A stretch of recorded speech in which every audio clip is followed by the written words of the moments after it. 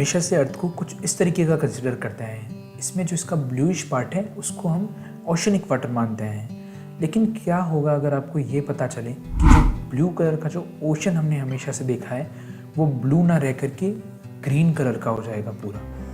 Oceans almost 70% of earth surface area cover करते हैं। Different species का घर होने के साथ साथ ओशंस अर्थ के टेम्परेचर को भी रेगुलेट करने का काम करते हैं। जैसा कि हम सालों से सुनते आए हैं, ओशंस बेसिकली 4 तरीके के होते हैं। पहला पैसिफिक ओशन, दूसरा अटलांटिक ओशन, इंडियन ओशन और Arctic ocean. But in reality ऐसी कोई फिजिकल बाउंड्री एग्जिस्ट नहीं करती जो इन सारे ओशंस को आपस में सेपरेट करती है। ये सारे ओशंस एक सिंगल वाटर बॉडी है जो कि आपस में कनेक्टेड है।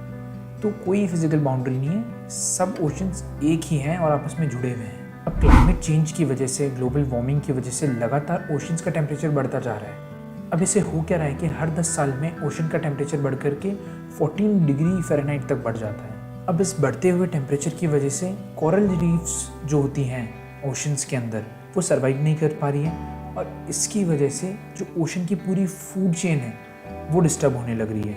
अब इंक्रीजिंग टेम्परेचर की वजह से धीरे धीरे सी लेवल भी राइज कर रहा है। इसकी वजह से क्या हो रहा है कि जो कोस्टल रीजन्स हैं जो कि सी के पास में होते हैं, जो ओशंस के पास में होते हैं, उनके अंदर फ्लड के जो चांसेस हैं वो कंटिन्यूसली इंक्रीज होते जा रहे हैं और ऐसे जो केसेस हैं जहाँ पे कोस्टल एरिया के अंदर फ्लड आ गई वो लगातार बढ़ते जा रहे हैं। अब बात आती है ओशंस हमें ब्लू ही क्यों दिखते हैं, रेड, येलो या किसी और कलर के क्यों नहीं? तो सनलाइट ओशनिक वाटर के अंदर 600 फीट बिलो तक पेनिट्रेट कर जाती है।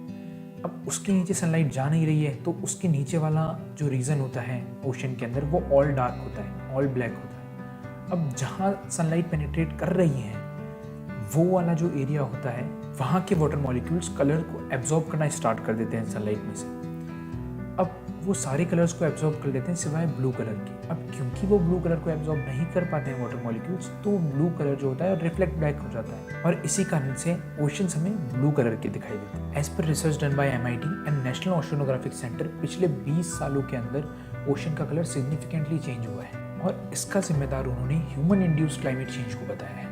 अब हुआ क्या है कि ग्लोबल वार्मिंग और पॉल्यूशन की वजह से ओवरऑल अर्थ का टेम्परेचर इंक्रीज हो रहा है, ओशंस का भी टेम्परेचर इंक्रीज हो रहा है जो कि हेल्प करता है फाइटोप्लैंक्टन्स की ग्रोथ को इंक्रीज करने में। अब फाइटोप्लैंक्टन एक प्लांट लाइक माइक्रोब है जिनका कलर ग्रीन होता है और ये ओशन की ऊपर वाली लेयर के अंदर ग्रो करते हैं। अब क्योंकि ऊपरी लेयर के अंदर अगर पूरा ग्रीनिश फाइटोप्लैंक्टन्स अगर ग्रो हो जाएंगे इसका रिजल्ट क्या होगा कि ओशन का जो कलर है वो ग्रीन दिखने लग जाएगा, ओशंस ऊपर से ग्रीन नज़र आने लग जाएंगे। फाइटोप्लैंक्टन की ग्रोथ से नुकसान क्या है, प्रॉब्लम क्या हो रही है?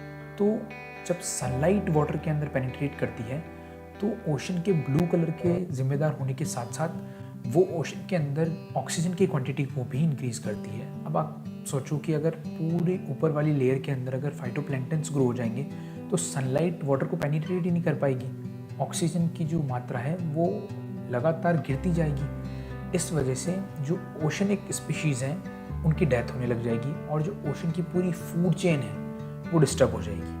अकॉर्डिंग टू ए रिसर्च, अगर हम आज से भी ग्लोबल वार्मिंग और पॉल्यूशन को कंट्रोल करने में लगते हैं तो भी सालों लग जाएंगे जो पॉल्यूशन से क्रिएटेड जो टॉक्सिक गैसेस हैं जो एनवायरनमेंट में प्रेजेंट है उनको वापस से रिमूव करने के लिए और ये रिवर्स करने के लिए इस इफेक्ट को। पर इसका मतलब ये नहीं है कि हमें कोशिश ही नहीं करनी चाहिए, हमें कोशिश ज़रूर करनी चाहिए पॉल्यूशन को डिक्रीज़ करने की ताकि हमारे ओशंस बच सकें, हमारा पूरा वर्ल्ड बच सके। इसी तरह की नॉलेजेबल वीडियोस देखने के लिए प्लीज़ सब्सक्राइब द चैनल। मिलते हैं नेक्स्ट वीडियो में, तब तक के लिए थैंक यू, नमस्ते, जय हिंद।